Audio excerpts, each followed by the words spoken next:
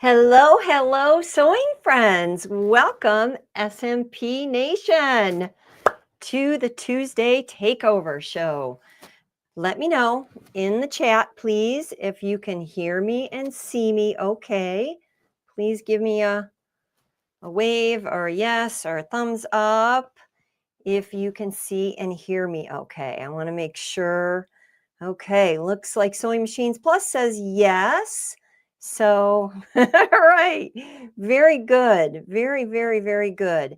It's very important to me that you can hear me and see me. So I'm going to do one more thing really quick. I'm going to go ahead and switch over to the camera on the machine. And I want you to tell me again if you can hear me. I mean, you could, but you should be able to hear me because I'm not changing anything there. But if you can see everything okay, I'm very, very, very um, uh, concerned that you are going to be able to see everything really well. So let me know if you can see that. It looks good on my end. And then I'm going to also zoom in just a little. And I think that looks pretty good. Yes. Give me another yes. So I have it confirmed. Okay, I got a few there. Excellent. I'm going to switch back to taking a look at you again. So, whoo-wee. All right. Last week was absolutely amazing with the whole Quilt Fest show. So how many of you were here for Quilt Fest? Oh, wow. And I don't know if our friend Hope Bird is here. Hope Bird was the grand prize winner of that incredible studio. Hope's here. Yay. Hey, Hope.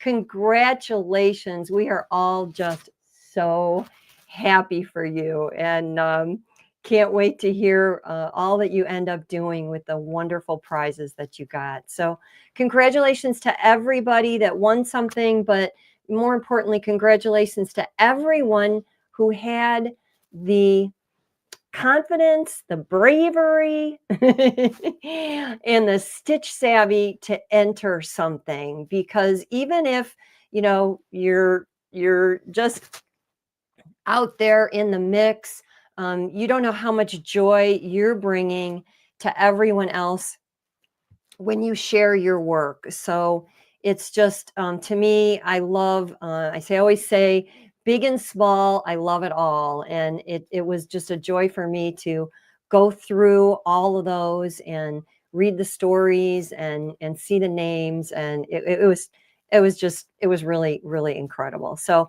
I see lots and lots and lots of friends here. I'm not going to take time to shout you out today because I want to get going on the machine here in just a couple minutes. But yeah, Billy Lou, a lot of people saw your quilts. How many of you bought something really special for yourself last week, or somebody bought it for you? I hope that some of you got in on some of those goodies, because the prices were amazing. The product lines were just so interesting. Most of you know me a little bit. I am Joanne Banko from letsgosew.com. I am currently a brother ambassador, and I do a little bit of everything: sewing, serging, machine embroidery for sure, and a little bit of quilting. But the quilting aspect for me is more small projects and a little bit simpler things. But again, I love it all, and I like to dabble in quilting for sure. But one of the things for me that is so interesting is just seeing the products there, because you learn something from everybody. And I really, really, really enjoyed all the demonstrations. So I was there live for a little bit, but I was busy, so I got projects going on like crazy here right now. And I just, kept popping in when I could. So I see Star Raymond got, Star, you got a 35, an NQ 3550W. Good for you. Patty Hamill got something from Caterpillar. That's a cool product. Billy Lou, you're still researching the Butler. Okay. Let's see. Susan says she learned a lot last week and bought some threads. Let's see. Leslie says she wanted to buy a long arm all week. Sassy says it was a great quilt fest. My friend Dawn from Creative Appliques. Hey, Dawn, you were there. And hey, Patty, good to see you. Okay, I can't help but shouting some of you out. Kate's Crafts, Quilts, Pillows, and Embroidery. Ooh, that's a mouthful. You say yes, that you heard me, I guess. So let's see. Celeste says it was fun. Jane says lots of learning.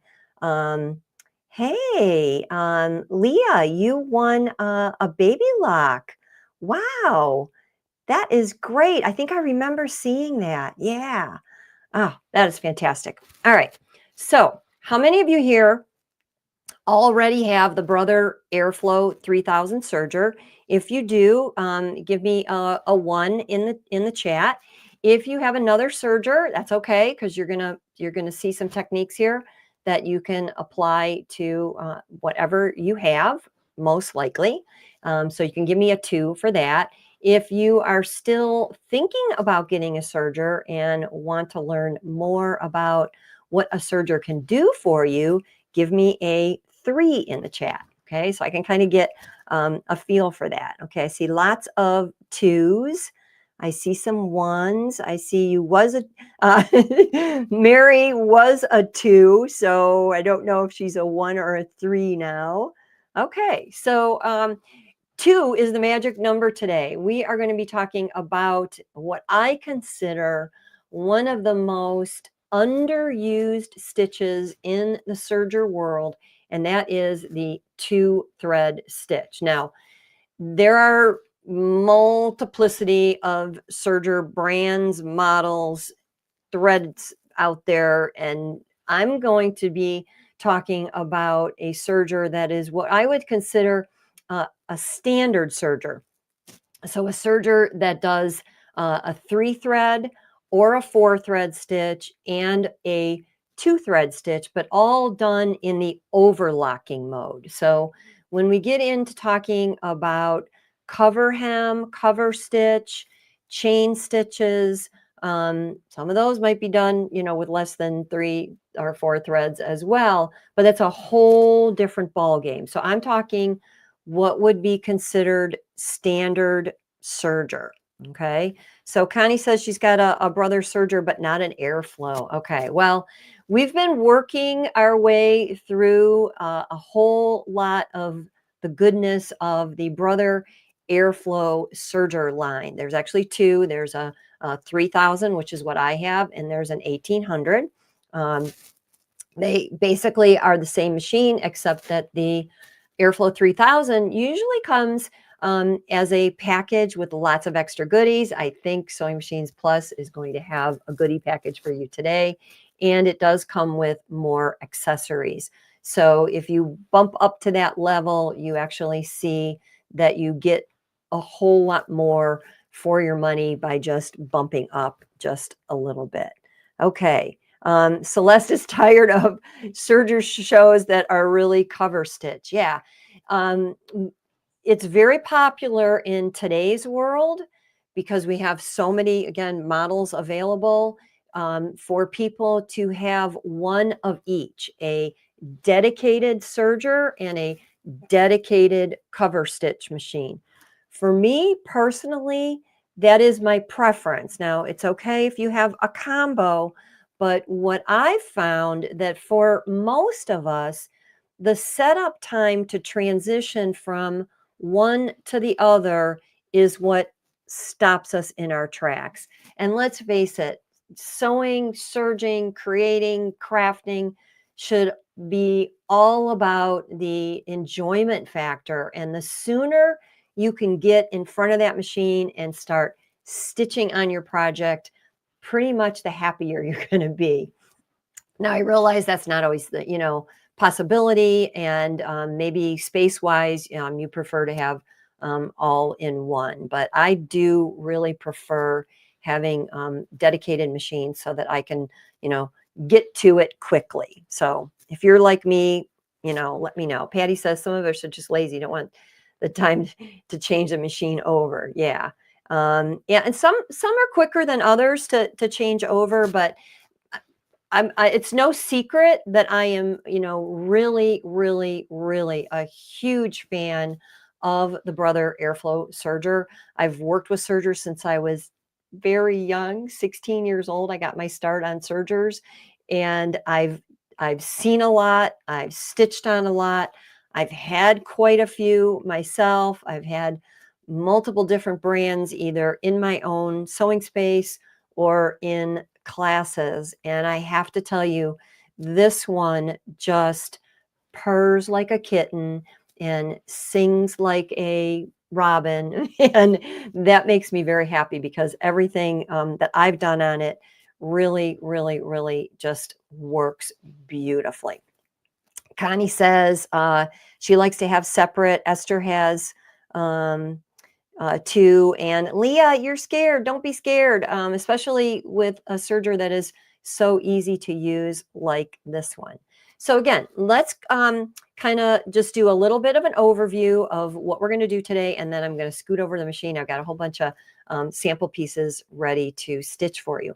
So 2-thread in this particular case, when I mean 2-thread serger, I'm talking about using 1 needle and 1 looper. So in the case of a 2-thread stitch, again, on a standard serger, when we talk about that stitch, we're using either the left or the right needle, and we are using the lower looper only. So the first way you can tell if your serger has this capability, obviously the manual is a good place to start. And I have to tell you, that's another reason I'm such a fan of this serger. I tucked my manual away somewhere in a safe place. We all know what that means. You put it away and it's hard to find. I can very easily go to the Brother support site, look for my model, and then I can pull up the entire manual right on my computer or my tablet. And what I love about that is it comes up in a PDF, so I could save it if I want to, or I can also expand the view of it. So if I'm want to look at this, the pictures, the images really close, I can do that. So when I look at my manual, and I want you to look at your manual if you have one, you're going to see that it either comes with a little, I'm going to call it a gizmo or a gadget. It's a funny looking thing that has some sort of a little curved hook on it, and it literally gets put over the upper looper and then into the upper looper hole, so it closes up that hole. So in effect, it's deactivating the upper looper. Now, I don't claim to be an engineer or highly technically well versed in this, but my understanding was always that when that 2-thread converter is in the upper looper, it basically brings the lower looper thread up to a position where the needle can catch it to properly form a 2-thread stitch. So let's see, Cindy's got a question. So is a serger if only 1 needle is used and a cover stitch if you use 2 needles? Cindy, that's a great question. So I'm going to give you a really quick answer for everybody. The way we differentiate between a cover stitch machine or a cover stitch capability, as opposed to what I'm going to call again standard serger, which is just kind of the one we find most common, is the difference is when you use a standard serger, everything you do is on an edge, very, very simply. Now that edge could be a raw edge, it could be a folded edge. You're going to see that a little bit today, but it's always done on an edge. Whereas the cover stitch machine, or a machine that has cover stitch capability and the variations that are made with a cover stitch, it has a whole different looper mechanism, and it is able to top stitch. So you can stitch within a piece of fabric, and that's why for cover hemming, you're literally top stitching on a folded hem, and it's just like you would be doing on your sewing machine, except you're doing it on a cover hem machine. And that also includes the capability of doing chain stitch. So chain stitch could also be done as a top stitch. So that's why generally you also see with a cover hem machine, there'll be a wider throat space than there is on a serger. My serger has a very, very small throat space, and that's because I don't need any of that room there. I only need room to be able to feed the thread back and under the presser foot because everything is done on the edge. Okay, so hopefully that helps you understand that. So let me know if that was clear, or if you have any more questions on that before we move pretty quick. Okay, I see we got some great conversation going on. And that's the other thing I love about the SMP Nation is that you all have become friends. And I saw in the chat during Quilt Fest a few people that seem to think that they're within driving distance of one another and might be planning a meetup. So that's pretty cool. Now I see my friend June's here. Hey, June.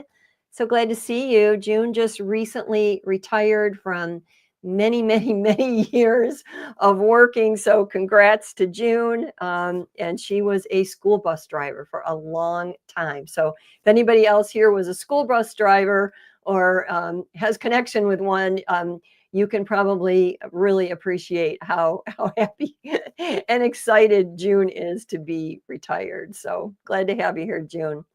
All right. Okay, Jenny says, yes, that helps. Very good. All right, so back again to the two thread that we're talking about today.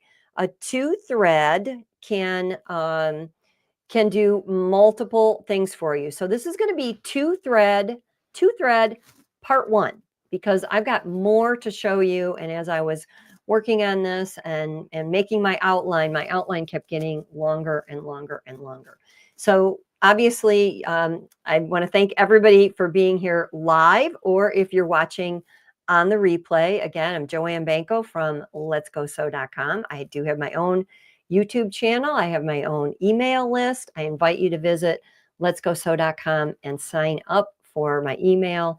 I send out what I call a love note every weekend. I know many of you enjoy reading that. It's basically, a friendship note from me to you to catch up on what's been going on and what's coming up in the future. So in the future, what I normally do is have some sort of follow-up for Takeover Tuesday. So I want you to know that even though you're going to see and hear me talk about what I'm doing today, I'm putting together a free downloadable tip sheet, and I will email the link for that to everybody that is on my email list. So if you haven't signed up, please consider doing that. I'd love to have you stay on, but obviously if you at any time you need to go, you can certainly unsubscribe very, very easily. But got a great group of folks on that list, and it keeps growing. So let's keep sewing going by keeping all of that growing. But I will have a tip sheet for you. So I will be repeating the things that I say and do here, basically documenting it. So you have a written material that you can review with some still images and then the explanation of what I did. Okay, Anne says she drove a school bus when her kids were little. All right, so you know. Cindy reads my emails. Thank you, Cindy. And Christy does. Very good. Love being able to keep in touch with everybody. All right. So what we're going to cover today is, like I said, starting of a two-thread stitch. And as I go along, I'll explain what I'm doing, why I'm doing it, how I'm doing it. Now, I do encourage you. Thank you, Wendy, for loving the emails. Thank you, Sandy. Thank you, Patty. Thank you, Judith. Appreciate all of you so much. I do encourage you to go back and look at past shows that we've done live on Takeover Tuesday, because we have been doing a series on the serger, and we're going to be continuing this for just a little bit because I still have a lot of things to show you, and I have a lot of serger techniques up my sleeve here. So sergers are just, to me, something that does need to be demystified. And I want to show you the potential of the serger. So if we go through these things in detail, you're going to be able then, here's my goal. So I want your feedback. Tell me if I'm making it up to that goalpost. But my goal is for you to see the potential, obviously learn the techniques, get some of this, like, some of it has to sink in kind of like osmosis, just kind of like, saturate it a little bit. And then if it's tucked away in the back of your mind, you've seen it, you've heard it, you've got some written tutorials and some project sheets that I produce.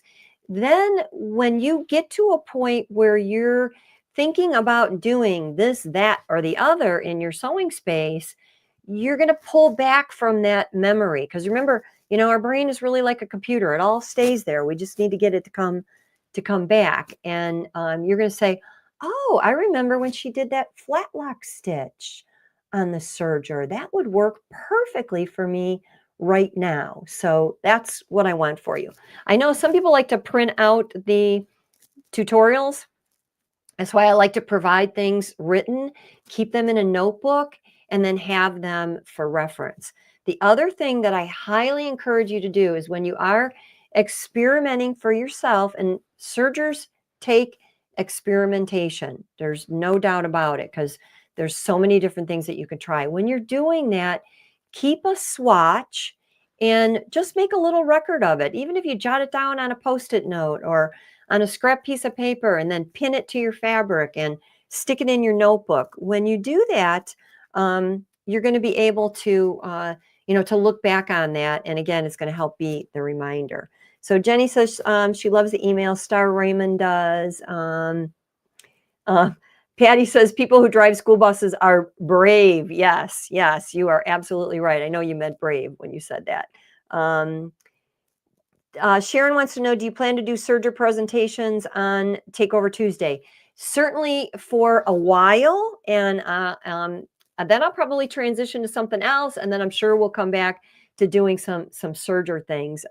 My goal again right now is to kind of like show you the potential, the techniques, kind of do like a really good overview, but in some detail, and then we'll actually put together an actual project. So how many of you like project-based learning? I think a little bit of both is good. Learning the tips, tricks, and techniques helps you understand then when you actually produce a project. But if you don't know the tips, tricks, and techniques, and we just do that project without thoroughly covering all those things, you're looking at it and you're looking at something finished and you're going like, yeah, how did I do this? So I think that would be helpful. But like I said, I love to do all kinds of things. And I think this Tuesday gig is going to go for a while. So you'll be seeing me do some other things as well. I also welcome your questions and some of the things that you maybe are a little bit stumped with, possibly. So Cindy likes projects, Christy likes projects, Billy Lou likes hands-on. Yeah, I love hands-on, and I do teach locally here in Northeast Ohio, and there's nothing better than being there in person, but this is the next best thing. So Silver Rod Ranch, you're trying to figure out if you need a serger. Great. I think this is going to really, really help. And Gloria likes projects and tips. Very good. Cassie, your mom was the first woman to drive a school bus back in the early 70s. Wow. That's amazing. That's amazing. Thumbs up and high five to all the bus drivers out there, because that's certainly a tricky job. I got to tell you a quick funny story. We all got to have a little laugh. I remember being on a bus in 6th grade. I'm a baby boomer, so baby boomer for me meant my elementary school that was literally 5 minutes walking distance from me was too full, so they bused us down the road to the neighboring city, which was kind of crazy. But my oldest sister lived at the end of the street where the school was. So that was kind of cool. But anyway, I had to ride a bus in 6th grade every day. And I was a good child. I was good. But there were some bad kids on the bus. And one day the bus driver pulled over midway between school and stopping point for me, pulled in a driveway, got out of the bus, went in the establishment, which actually was a tavern, and said, "I'm not coming out until everybody behaves." She made us sit there for about an hour before she finally came out. That was a little nerve-wracking because I didn't know how her driving was going to be when she came. She was fed up. I don't know. When nobody reported her back then, I don't know what would happen if you did something like that today. All right, so let's get serging. I'm going to go ahead and flip over to my other camera and we'll start some 2-thread serging here. Okay, and I will tell you just really quick, if you could hold any big hairy questions, I will come back a little bit early and we will definitely be able to. I'm glad you got a kick out of that, Wendy. I'll be able to come back and answer your questions. Okay. So I can kind of see your chat from over here, but not as good. It's a little hard to stitch and read at the same time. All right. So the first thing I want to show you is a sample of a 2-thread. I'm going to call it an overcast. Now, why do I call it an overcast? If you've been watching some of the other shows, you know that I had in last show, I showed a stitch sample of different common stitches, and I showed you how the needle thread or threads, depending if you have one or two, literally lock right at the seam line, so that when you pull that open, you see that the seam is secured in the same way that it's secured on your sewing machine. And in fact, it's actually secured a little bit better because it's also overlocked at the same time. So while the manual or a listing of stitches may call this a 2-thread overlock, almost gave away my little thing there. In reality, I would call this a 2-thread overcast. And the reason I call it an overcast is even though it looks like, and it does actually have, I'm going to zoom in on this for you. It does actually have a straight stitch at the needle line. If we flip it to the opposite side, all you see, ooh, it went blurry. Let that focus for just a minute.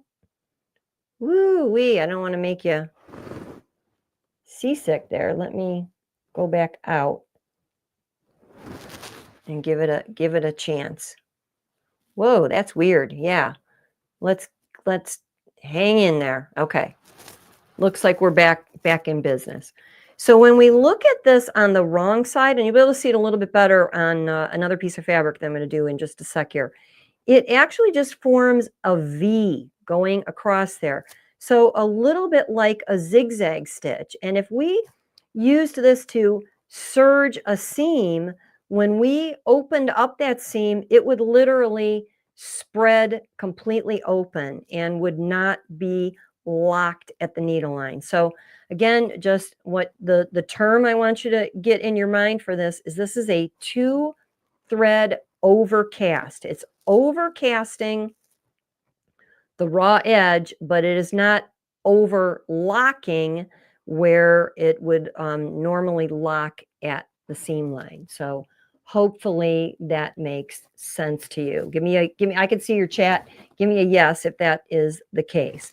So what I've got here is what we would call a wide 2-thread overcast and a narrow 2-thread overcast. So the narrow 2-thread overcast is about half the width of the wide 2-thread overcast. The only change I made was moving my needle position.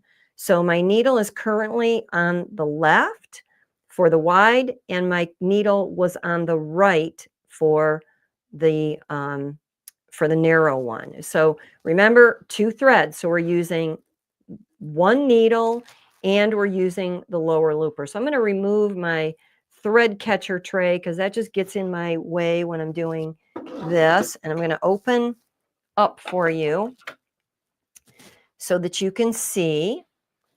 All right, you're seeing the you know, just a little bit of this here. So I'm going to open up this door. And what we have threaded here is my lower looper. So my lower looper is right here. And by the way, how do you like my beautiful pointing tool? This was a gift from my friend and your friend, Becky Thompson. So these are custom made by her husband, Keith. And I really cherish this. It's an awl or a stiletto on one end, and then it is a seam ripper on the other end. So very cool. If you don't have one of these, check it out. She sent me a beautiful, beautiful blue one, and I do cherish this and love love using it. But it makes a great pointer tool. So my lower looper, which is right here, is threaded. Okay. And my upper looper has been bypassed. So I'm going to zoom in again. Maybe if I do it a little slower, it will. That's a little bit better. Okay. So I want to show you, and with a serger, it's always a little bit tricky to get lighting in here. You almost need like a, for being on video, a flashlight to kind of, shine on it. But hopefully you can see this is what I called the two-thread converter, two-thread gizmo. It's sometimes called a spreader. And if I disengage it, it literally flips out of the way. So when I'm not doing a two-thread stitch, this just literally flips over to the right and doesn't get used. Okay. When I need to do a two-thread stitch, I am not threading my upper looper. This is my little upper looper here. When I used to teach a lot of serger lessons, I'm going to, make this move a little so you can see the upper looper clearly, how it comes close to the needle there. I used to call this the little dolphin, because to me, it always reminds me of a dolphin jumping up out of the water and coming up and then going back down. So that might help you differentiate between the upper looper and the lower looper on your serger. The upper looper is a dolphin. The lower looper is one of those fish that never come to the surface and always stay under the deep blue sea. So lower loopers here, upper loopers here. So again, for you, you want to take a look and see in your manual. One of the great things about the manuals is they list exactly what comes with your machine in the early pages. So yours might literally pop on and pop off. So you may have to attach that before you can then engage it. So watch me engage it. I'm going to go back and I'm going to just push just slightly to the back, and then it's got a lock right in the eye of the upper looper. So again, my understanding is that the way that's configured, it'd be interesting to have a serger engineer explain that maybe a little bit more over our heads, but it basically brings that lower looper thread into a position where the needle can catch it to form a stitch. Okay, so I'm already forming a stitch there. And you can see that my thread, I'm going to pull it out just for a minute here, my lower looper thread. And I'm just going to refeed it up over, didn't mean to close that door, up and over that upper looper. Okay, so up and over and then under the foot. So no matter what serger you have, that's always the best place to start your stitching, is to have your threads slip to the back and then slid underneath the presser foot. And then the last place they slide is over to the left. Once my presser foot is down and my stitch is forming over the stitch fingers, then it will actually connect and overcast or overlock depending on the stitch. So you actually see that stitch forming. And if you look real close, you can see that with that converter configured like that and the upper looper not threaded, it allows the needle thread to catch that loop. My needle's going right down right now and catching that loop and forming the stitch. So we talked a little bit already about stitch width by seeing that if I use the left needle, my needle is further away from where the stitch fingers are forming the stitch with the loop. And when I have the right needle in, my needle is closer to the stitch finger. So there's less thread stretched across the metal prongs that form actually what we could call the stitch former on a serger, because a stitch can't form without those fingers. So I'm going to pop my foot off for just a minute so that I can show you that. Right now you can see that my stitch fingers, I've got one skinny finger here, I've got another skinny finger here, and then I have a wide finger here. Now that wide finger is something that can be, again, engaged or disengaged, similar to engaging or disengaging this. And what that means is if we use the little lever that pulls it back, now I only have skinny fingers. So what you want to understand and what you want to see here, and this is across the board on sergers, is the stitch width on a serger is determined by actually three things. So the first thing it's determined by is what needle you have in the machine. If you have a left needle in the machine and you have all of your fingers engaged, I'm going to engage my wide finger here. If all of your fingers are engaged, you're going to get a wide stitch. So if we were to change that and move the needle over or disengage this finger, it would give us a narrower stitch based on the position of where the needle is and where the loops are wrapping around. Okay, so that's a very, very important thing to realize. I'm just going to check my notes here. I want to make sure that I say this to you in the right way. So a wide stitch uses the left needle, a narrower stitch uses the right needle. So that's the first way the width is determined on a serger. And this is really, really, really fundamental and important to understand. And again, this is across the board on any standard serger. Then number two for determining width is the actual position of the stitch finger. So if the stitch finger is engaged, that wide stitch finger is engaged, and my needle is all the way on the left, my loops are going to form over all three of those prongs. Okay, so let me know if that makes sense to you. Okay, so that's going to give me the widest area that my loops are going to wrap around, and that will give me my widest stitch. So number one is what needle is in. Number two is what finger is engaged.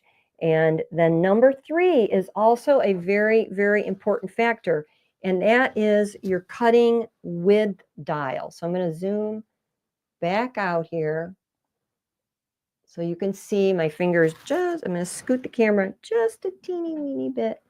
So you can see this is my cutting width dial. So standard setting is 5. I've got mine on 5 right now, but I can go all the way up to 7. Now I want you to see, now I'm going to zoom in. So you saw the dial. I'm going to zoom back in very gently here so that you can see what's happening. I see Lisa's asking, so first let me answer. Elsie says she understands the stitch fingers now. Very good. It's very, very important to understand these things. And Cindy, yes, I'm getting there. Hang on. I'll get there in 1 second. Your question on the blade. Barbara wants to know, is the info sheet, you will go, if you sign up for email at letsgosew.com, I will be sending out a link to that info sheet this weekend. I always send my emails out on Saturday so that you get them depending on where you're at, either early hours of Sunday morning or a little bit later on Sunday. And that tip sheet will be on my website, which is letsgosew.com. I'll also put a link in the show notes for you today so that you can get it from there as well. So Lisa, good question. Is this stitch to be used for decorative? Maybe, maybe not. I'll explain that a little bit more in just a minute. Okay. So Lisa, yeah, watch the replay and you'll catch all that. But again, you'll get my tip sheet this weekend, so you'll see everything that I was talking about. Okay, so very important. What I want you to see here, what happened. So look closely. Skinny finger, wide finger. Okay, you can see that good. I think you could see that good. When I move my cutting width dial, it moves my blade. When my blade moves closer to the needle, my stitch is going to be more narrow because it's going to cut off more fabric. When I move my blade away from the needle, I'm going to the farthest point here, my cut position would now be along this edge. Give me a yes if you can see that pretty good. We've got a little bit, just a little more light there. Okay. So again, watch that move. I think you could see it. Closer to the needle, further away from the needle. Okay. So when more fabric, thank you for giving me the yes. When the blade is further away from the needle, less fabric gets cut off, more fabric gets stuffed, technical word, into the stitch. So it in reality, that doesn't make a big difference because the cutting position is more for fine tuning the stitch formation so that the stitch formation falls right on the raw edge. So if you look at this sample, this is what would be called a perfectly balanced stitch. And in a perfectly balanced stitch, the thread that should be on the upper side shows only on the upper side.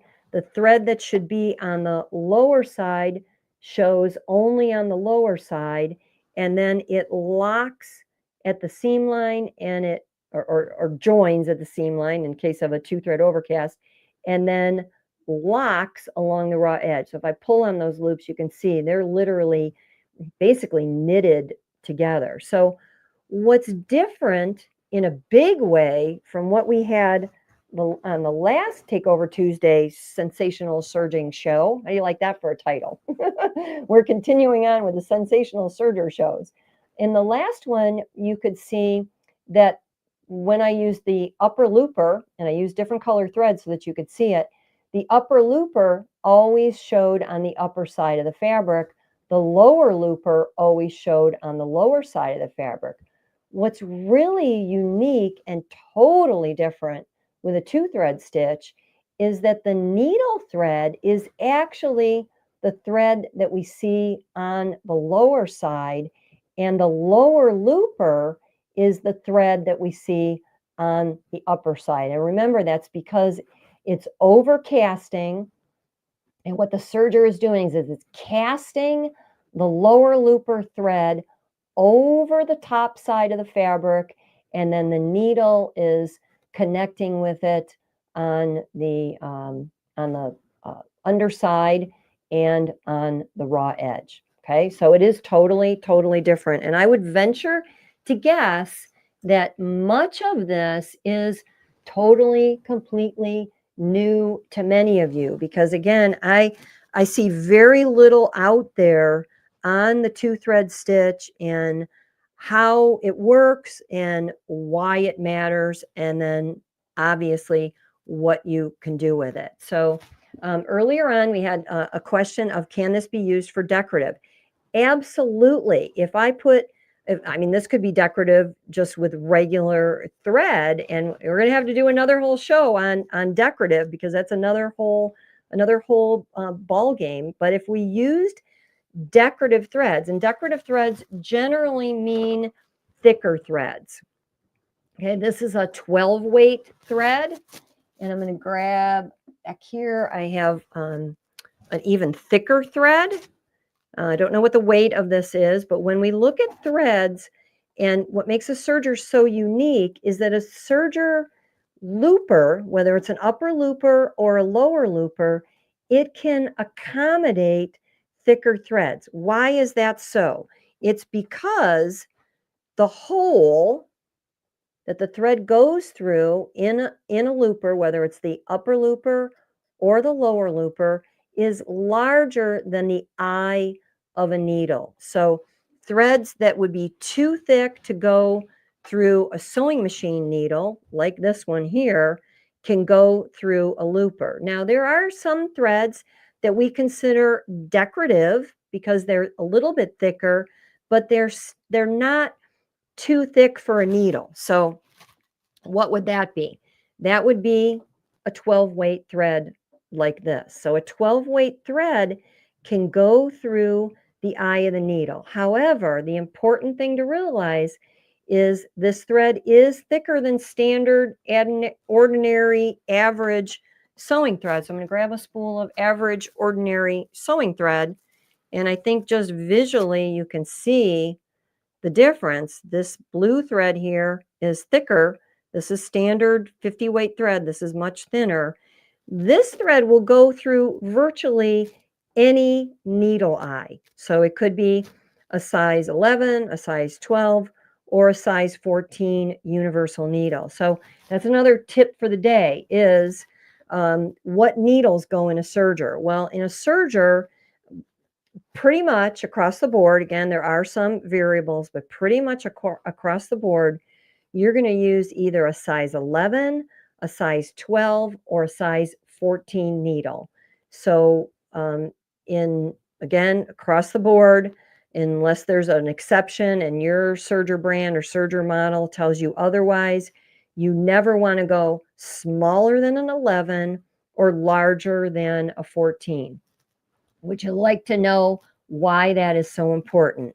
Well, if you go smaller than a size 11, your needle from 10 down becomes much weaker because it's thinner. And if your needle is thinner, it has more chance of breakage. On a sewing machine, you can plod along at a very slow pace, and you can take one stitch at a time. That's not what a serger is all about. When we talked about sergers versus sewing machines in previous shows, I told you that in my world, the sewing machine is all about precision. The serger is all about speed and efficiency.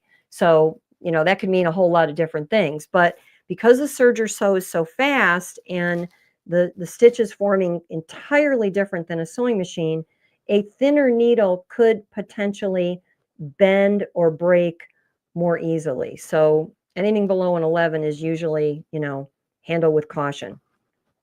Why wouldn't we go more than a 14? Well, if you saw me forming the stitch here, and I know you're not able to see it as close as I can here with my progressive lenses on my face, but that looper, and depending on whether it's the lower or the upper or both, is coming very close to the needle. It has to in order to form the stitch properly. Well, if I have a bigger needle and that needle gets pulled slightly forward, it could potentially hit the looper. So a bigger needle would have more chance of connecting with a looper when it shouldn't. So that's why we have to be careful with that. Now, I think the funny thing is, and this, I get a little bit of a kick out of this myself, we have size 11 needles, size 12 needles, and size 14 needles. Don't ask me whatever happened to 13, because I've never seen 13 in a needle. So that's kind of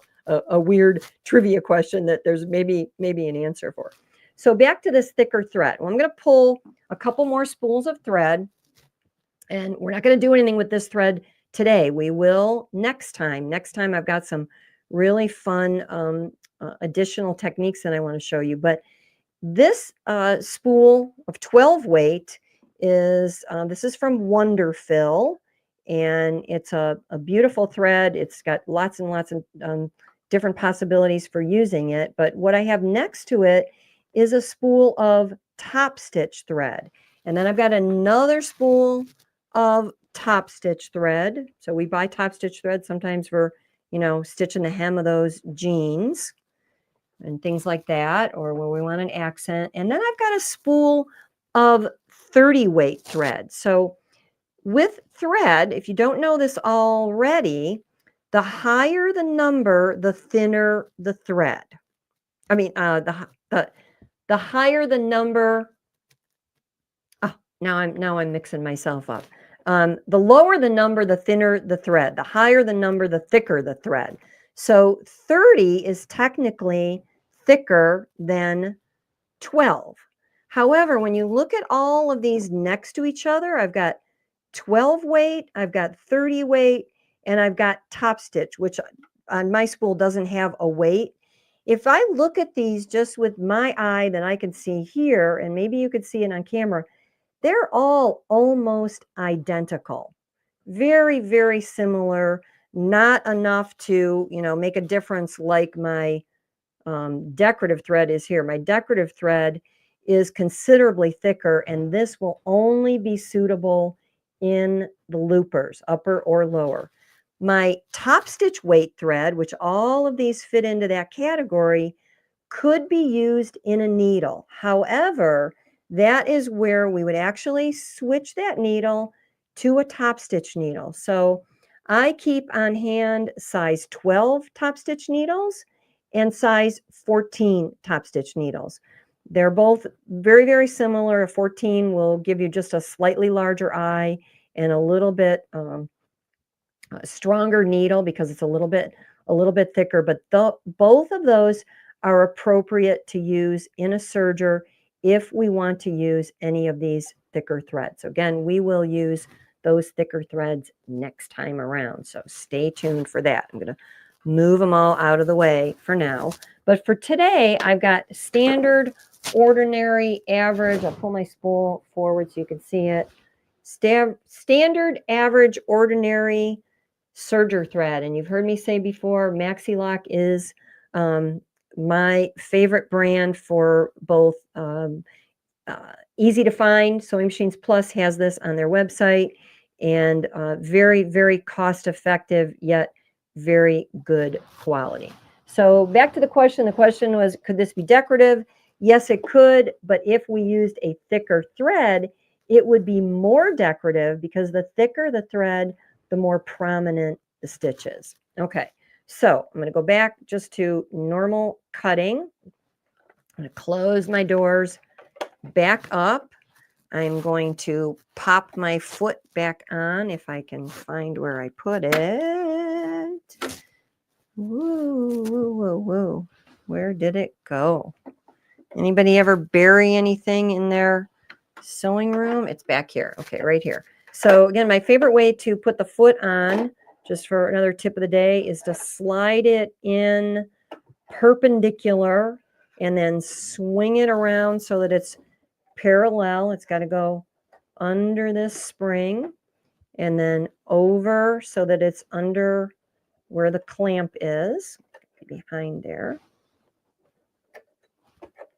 Okay, right where the it's almost like a claw on your presser foot holder, and then you have a bar on the foot, and that should snap right over it. And you've seen me tell you this tip before, but I'm going to repeat it again because what happened here is I didn't get that lined up perfectly, and there's very little room for tolerance there. But here's the trick: if you get it close and then you reach back and you press that clip that allows the foot to drop off or snap on, it opens it up, opens that claw just a little further, so it grabs right onto there. So I always think it's kind of a little bit like a bird grabbing onto a branch, and that's an easy way to get that to connect.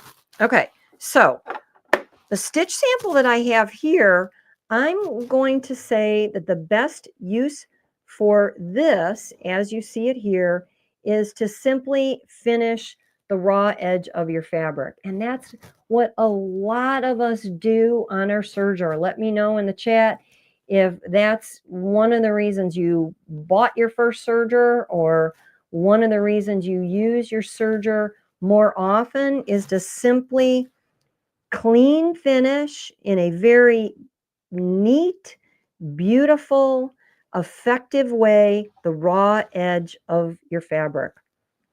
Prior to the serger, the only two ways I could think of that we had to clean finish, well, there's more than two. So yeah, that's the thing. You say one thing and then your mind starts cooking and you think about a bunch of other things. But the main way we would have to clean finish, and clean finish just simply means we're preventing ravels. We prevent ravels by overcasting the raw edge. We would do that in the early days with a zigzag stitch on our sewing machine. And maybe you did it by hand. Maybe you love creating a bound edge. Maybe you created French seams. But the serger allowed us to quickly, easily, and neatly clean finish any raw edge for any seam or any edge that was going to be, you know, turned up into a hem or used in some other way in our sewing project, and not only perfectly finish it, but have it look exactly like what we would find in ready to wear. When you have a serger and you clean finish your edges on the serger, or you serge your seams on the serger, and you flip that garment inside out, it looks just like it would look if it came from ready to wear. And that's usually the goal that we're seeking, is to get our projects to look like good quality ready to wear. So again, back to this, and then I got a few more stitch samples to do for you today. So I hope you can hang with me for a few extra minutes. The wider the stitch is, the more it covers the raw edge.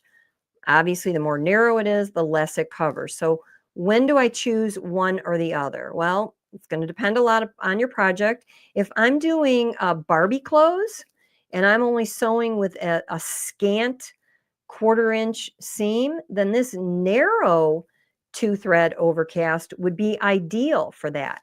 If I, however, need a wider seam allowance, or I've got fabric that is particularly ravelly, don't know if that's a word or not, but it will be for today, then the wider my stitch is, the more it covers the raw edge. The more it covers the raw edge, the less chance I have of that seam raveling out. So let's do just a few pieces of fabric and let me show you an example. Okay, this is linen. Look at this.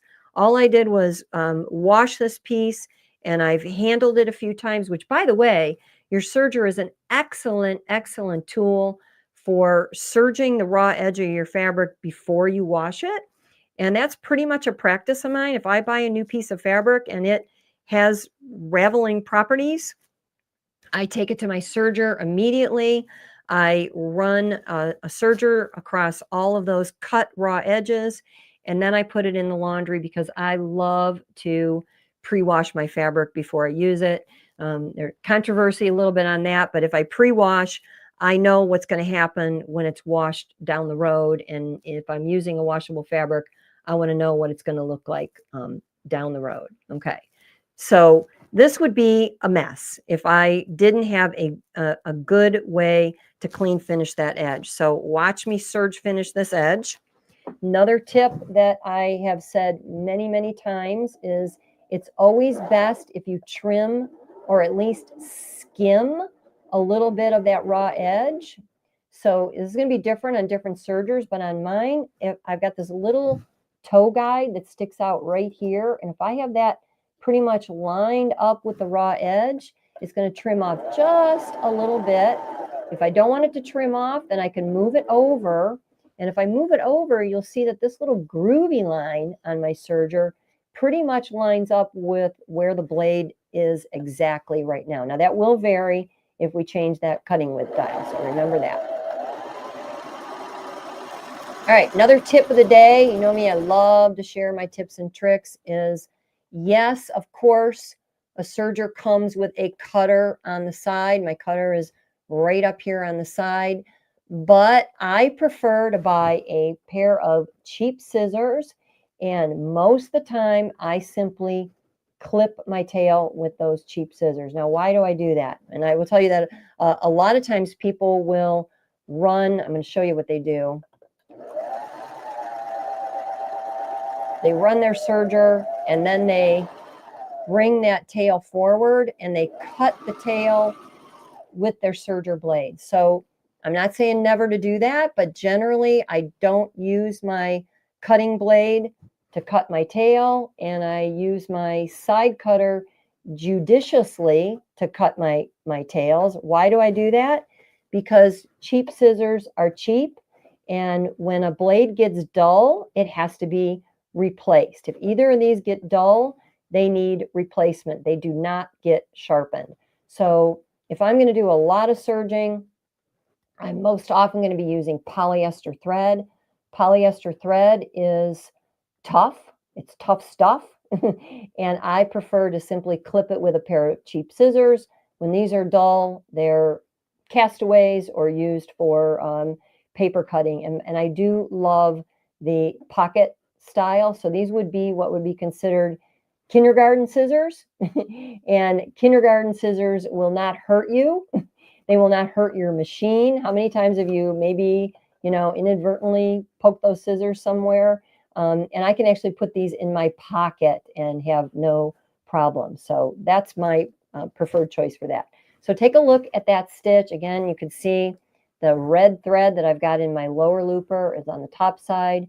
The needle thread is going along the needle line, and then look at that blue thread on the lower side. That is my needle thread.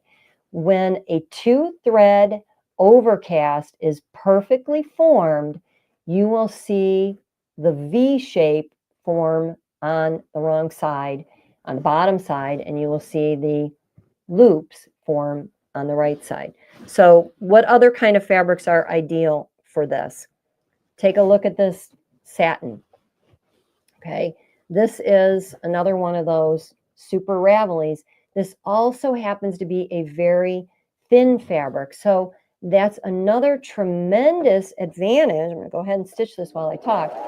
Tremendous advantage of a 2-thread stitch. You only have 2 threads in this stitch, so you have less bulk. If we use 3 threads, we have more bulk. If we don't need 3 threads because we don't care if that seam locks, then a 2-thread is a great, great option. Now I've got my stitch length set a little bit long right now just so that you can see it, but definitely you could change your stitch length to bring that closer together. So the closer that is, the more coverage it's going to give, so the better it's going to actually hold all those raw edges together. But look what a beautiful, beautiful stitch that is. And if you could feel it, you would know that that's very soft and very, very smooth.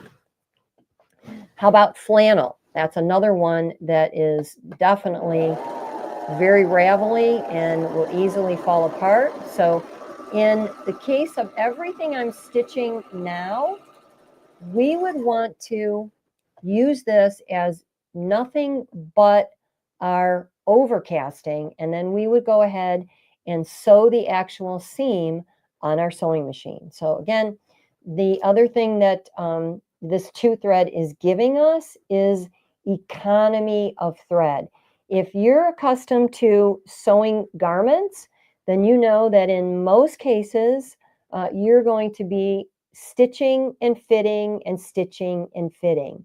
And when I stitch and fit, I want to have all of my 5/8 inch or more seam allowance there to play with, because you can never get more, but you can always take in. So by having that full 5/8 inch seam allowance, you can then baste your seam, and then once you've got it fitted, Then you can go ahead and trim along. And by using this 2-thread stitch, I only need 2 threads because all I need to do is clean finish that raw edge. Yes, you can do the same thing with 3, but if you don't need 3, or you don't have 3, or you don't want 3, the 2-thread stitch is just a fabulous, fabulous option. And how many times we don't always have all of the cone threads that we need to match our fabric. This is another great, great, great benefit. Now, remember in the past, we talked a little bit about threading your machine for stitching with other threads. You can absolutely use standard sewing machine thread in your serger. You can see that a serger comes with little caps, and when that goes on, it helps the thread spin out from around your thread. This thread is going to be just a little bit thicker than standard serger thread, but not enough to make a difference. So again, it's really ideal for doing the overcasting. So you can buy, 2 spools of this. I've been known in a pinch to wind a bobbin and use the bobbin in my needle for my serger, and then use the spool in the lower looper. So it's kind of one of those where there's a will, there's a way. Okay, so just think about that. Any fabric that's either lightweight and we don't want a bulky finish, or fabric that ravels, we can use that 2-thread overcast to get a beautiful, clean finish to our fabric. So next time we'll do a little bit more decorative, but I want to show you one more very, very, very cool technique on your serger, and that is stitching a continuous line. So I'm going to zoom out for just a minute here. Not in, I want to go out. And I want you to see that I have cut, just using felt so that the fabric won't ravel, I have cut an oval out of the felt, and I've just curved the edges. And we talked earlier in the series about rounded edges are always easier to stitch than corners. You can do corners, but they're always, if you can do a rounded edge and you can continuously serge around that edge, you'll get a neat finish. The tricky part is it's hard to get your stitch to start and stop at a precise point. Remember, this is continuous. So I could railroad off my fabric. If I railroad off a piece of fabric, let me show you what I mean by that. Railroading off means, isn't this the cutest fabric you've ever seen? I made a baby quilt out of this years ago, and oh, I'm telling you, if you can find quilt quality flannel, you will never want to go back to the cheapy stuff. But let me show you what I mean by that. If I'm serging along and I want to get off the fabric, this is what we call railroading off, meaning I just slide my fabric and stitch my way off. When you railroad off, you always have loops left where the stitch was forming on air instead of on the fabric, because you were sweeping it away from the stitch formation. What I want to show you is my last but not least fabulous, fabulous technique and tip for you today is how to stitch a continuous edge and have it look nearly perfect. It does take a little bit of practice, but you can get good at this really fast. Nearly perfect at the point where you begin and the point where you end. So I've actually taken a marker, take my pen, I'll just make this a little darker. So if you're hanging with us here for the last couple minutes, and then I'll take questions, you're getting one of my favorite tips, because this is another thing I see that many people are just not aware of this. So we went into great detail at the beginning where I showed you how the stitch forms across the fingers. When the stitch forms across the fingers, it's looped and locked. Okay, so you can use a new lock and loop here. When you're getting your serger stitch forming, it's locked and looped. If we want to start at a precise point, we have to start with our stitches unlocked. How do we do that? Well, it's very simple. We raise our needle to the highest point. we raise our presser foot up, we pull a little bit of slack in our needle. And what I mean by that is I just kind of like put my finger behind there and pull a little loop. And when we pull back on the chain, my stitch finger, that area where I showed you before, is now cleared. It is not locked and looped. It is unlocked and unlooped. So that allows me to slide this in. Again, I'm going to go, and you could do this with I'm going to grab a Post-it note really quick. Just line that up so that I see where I want to start, because it's going to be underneath the foot in a minute here. So that's where I want to start, and that's where I want to end. This is best done on a pre-trimmed edge. So we can skim, but if we're actually trimming, we're, again, not going to be able to get that to precisely end there. So do this when you have pre-trimmed your fabric, or you've at least pre-trimmed the area where you're going to start and stop. Now, ideally, I want my needle to pierce right at the point where that arrow is. So I'm not going to try to be too perfect here today, because I got a camera in between me, but I'm starting right about there where I made that line. Now I'm going to lower my presser foot, and as soon as I start stitching, my lock and loop will start forming. So I'm going to go, and my red thread's blending in there, so pardon me for matching too well here. When I get to that corner, I want to just swirl it around. Remember, and you can see how this is on your own serger, but I love this groovy groove here, because when I have my cutting width set for the standard setting, which on this machine is 5 and works for the vast majority of fabrics, we'll talk a little bit more next time about how changing that makes a little bit of a difference. But if I have that set on 5 and I guide my raw edge right along that groovy line there, it's going to either just barely skim or stitch right on the edge there. That's very useful when I'm turning a corner, because I want to keep that lined up. Remember, everything gets trimmed before it gets stitched. And I want that to form right on the edge. So I'm going to go all the way around. I'm not going to try to be too perfect on the majority of this, because the main thing is where I show you where we join that, where we continuously started and continuously stop. Now, when would you use this? Well, maybe you're going to do placemats. Maybe you're going to do, quilt edging. Maybe you're going to do polar fleece scarf. I mean, there's like a million different things we would use this for. And by knowing how to do this trick, you're going to have a neat finish every time you start and every time you stop. So I'm coming up to the point where I started here. Now, serger stitches don't lock. We have no way to back stitch. So we've talked in the past again about how to lock that stitch. One way to lock it is to literally tie this in a knot. And if I tied this in a knot, I would want to do it on the underside, but I'm going to do it on the top side so you can see it by simply making a loop. And then I like to use my fingernail just so that the knot goes right to the end there. I could then weave this tail underneath, and that would be totally secured where I made that knot. Another way to secure it would be to use a little bit of our seam sealant. Remember, you always want to be careful with this. You want to test it first, and you want to use it very sparingly. When I use seam sealant, I always blot it with a tissue or a paper towel, because you always get more than you really want. But that's one way to do it.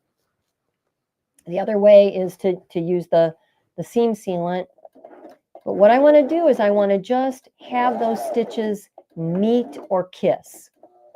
So I'm going to be very careful there. Again, I don't want to cut my previous stitches. So at this point, you have an option. You just be careful that you don't go beyond that edge where the blade cuts, or you could disengage your blade because you're not cutting. So I have gone ahead and disengaged my blade so I don't accidentally cut, and I want that to just kiss. Now, how do we get off? We get off the same way we got on. We don't want to railroad off, because then it's going to leave loops hanging in midair. So we get off the same way we got on.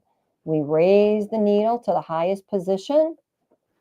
We raise the presser foot. We pull a little bit of slack in that needle thread, and we pull back. But now we're going to be able to lower the presser foot and chain our way off the rest of the way. So I'm going to zoom in again. I did go over just a few stitches, which I could pull those out, but I want you to see how perfectly that aligns. So if I would have stopped my stitch right there, I overlapped just maybe one extra stitch on both the top and the back. Let's cut that thread. You're going to see that is a perfect, clean, neat, precise finish, precisely where I started and precisely where I ended, with just a little bit of overlap there. It looks as perfect on the side of the circle of the oval, the edge of the oval, and looks as perfect as can be at both the beginning and end. And again, we could trim this tail, we could weave it underneath. I would always weave that then to the side where it's not going to show, or you can actually even take those threads apart and tie them into a tiny little knot. Either way, either you get a bigger knot if you do this, you get a tinier knot if you separate the threads, and then you can weave that tail or simply give it a little dab, and that is just absolutely perfect. I use this technique not only on a continuous edge, but I also use it, go ahead and just do the little edge here, if I wanted to finish at a specific spot on a straight edge. Maybe I'm doing some serging on the inside, and I want it to end, and I don't want those loops to be hanging off. I just do the same thing. So I'm repeating this.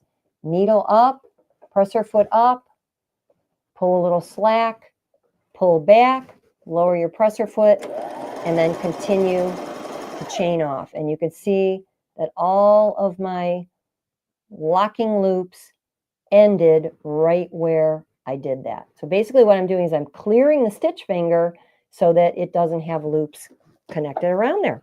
All right, I'm going to slide back over to my other camera, and we'll catch up on if we have just a few remaining questions here. Whew, tell me if you learned something today. I want to know if you learned something new, and if you're looking forward to learning more in the future during these wonderful Takeover Tuesday shows. Yes, Donna Marie, you can do this with any stitch. So that technique that I just showed for starting at a precise point and then how to end at a precise point can be done with any stitch that you do on the serger. It's the exact same principle. You just simply pull that little bit of slack in the needle thread, and then once you pull back on that chain, it disengages all the locking and looping so that you are able to get off at that precise point. Cindy says 100% did learn. Bonnie says always learning with Joanne. Thank you. Linda learned something. Wendy, Lisa, Sandy, very good. So, this was a little bit technical, maybe. Let me have a quick little sip of water here. But I'll just give you my little philosophy here. After having taught many people how to use their serger across the years, I've done lots and lots of hands-on classes with sergers from the lowest end you could possibly find to the highest end you could possibly find. And yes, there's a lot of variables there, but many times people have not been clued in to the why, the what, and the wherefore of their serger. And I think, one of my friends always says, the more you sew, the more you know.